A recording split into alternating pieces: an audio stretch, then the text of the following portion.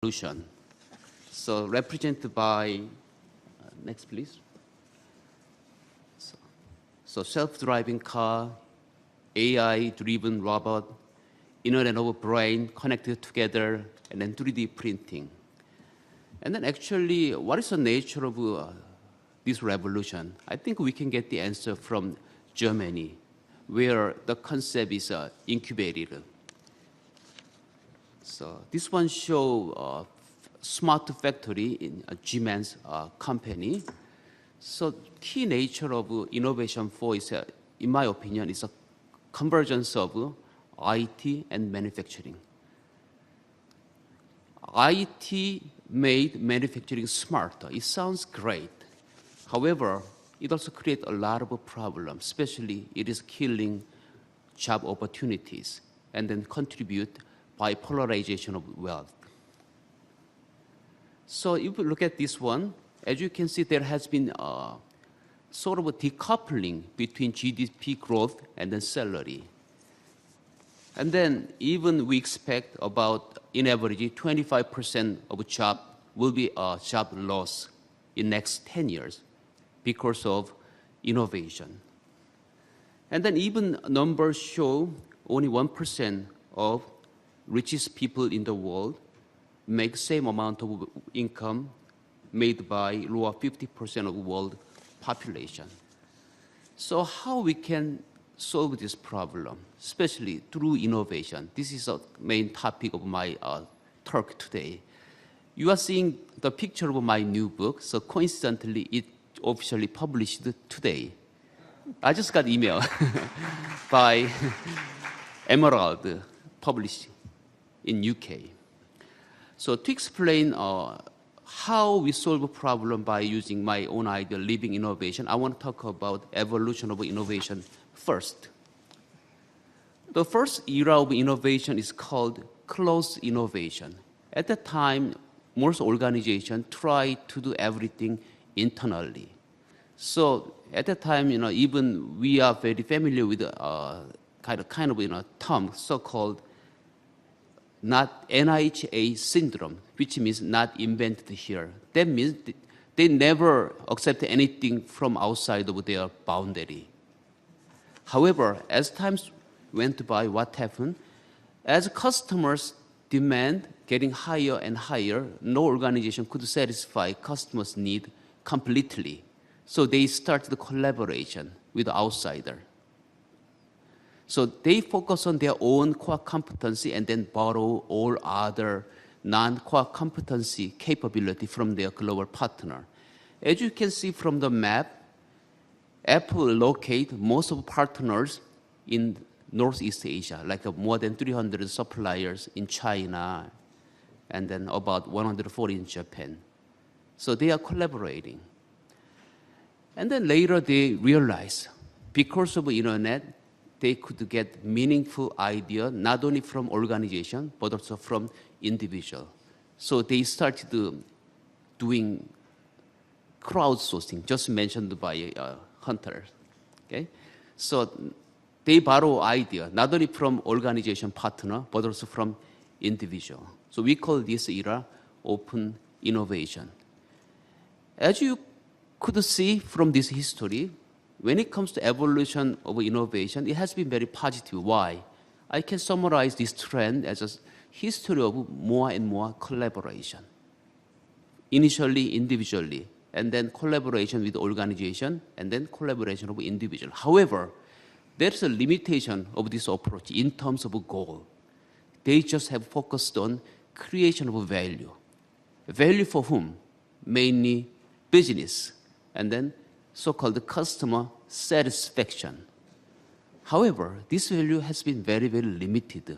Why? It's just focused on stakeholders of a business and consumer. So that's why I want to propose my idea called living innovation. So innovation, not only for value creation, but also for creation of the common goods. So this idea is composed of two main components, co-creation and convergence. Co-creation means collaboration with all other parties. So as you can see from the screen, in the past, the government believed they are smarter than citizens. And then business believes they are smarter than customer. They just pushed their own idea. It's kind of one-sided communication. Now what we are doing, we are creating value together. So we call it co-creation. In terms of what? Co-creation of shared value, common goal. Like a shared prosperity can be one good example. When we have a shared goal, we can collaborate easily. As you can see from the case of Facebook, Facebook says correction rate of facial recognition is more than 95%, actually 97%. Who made Facebook smarter, in your opinion? It's you. Because you have provided your picture with your name, Facebook machine learning system learned about you. So you co-create value with Facebook together. That's a good example of co-creation. You can work together, and then you can define the goal together. More meaningful, more noble goal can be defined by your contribution. And then, next, when we have a noble shared goal, what happened? We collaborate together. While we are moving toward that goal, we meet together. That is called convergence. Simply speaking, that's the nature of a collaboration. When you have a shared goal, we can collaborate much better. So these are examples of a convergence. Like the case of an iPhone, many technology, many products can be combined together. Or many economic blocks combined together. Or many countries combined together, as long as they have shared goal defined together. So what is the goal of living innovation? Through co-creation, through convergence, and then using advanced IT, what we can do, we can pursue a nobler and a more aspirational purpose, simply saying, doing well by doing good, or doing well by doing common good together through innovation. In that way, we can create smarter future. Peoples are happy, organizations thrive, and the environment flourishes. That's the key of my idea. Let me give you some idea. Next, please. So this is a good example called Waka water. So this idea is developed for highly droughted area. During the night, it made condensation of water and provide clean water to people living there. According to the statistic, about 1 billion people living without clean water. And then every day, about 3,000 children die of poor food related to disease. Next one is Waka Waka Power. It's another great example of living innovation. Using technology, they develop portable battery with light, with the energy of which generate through solar energy. Amazing story. Whenever you purchase Waka Waka Power, the company donate another one to the people living in the area without light. By consuming, you make our world a better place to live together. And then artificial womb. Many young kids in mom's body died before they born. So by developing this kind of a device for affordable price, we could save a lot of young lives. And then even Starlink.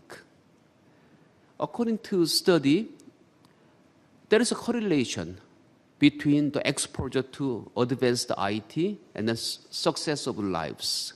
We call that digital divide. There are many kids living without internet connection. So Elon Musk, the CEO of Tesla, developed this idea, so-called Starlink. Using satellite, thousands of low-orbit satellites, we can provide internet connection to the area without internet service. So I believe this kind of effort can really support SDG set by United Nations. Because we have advanced technology, instead of using technology mainly for improving productivity and eventually killing jobs and then eventually enlarging economic divide, why don't we use technology to solve our problem together? That's the key nature of living innovation.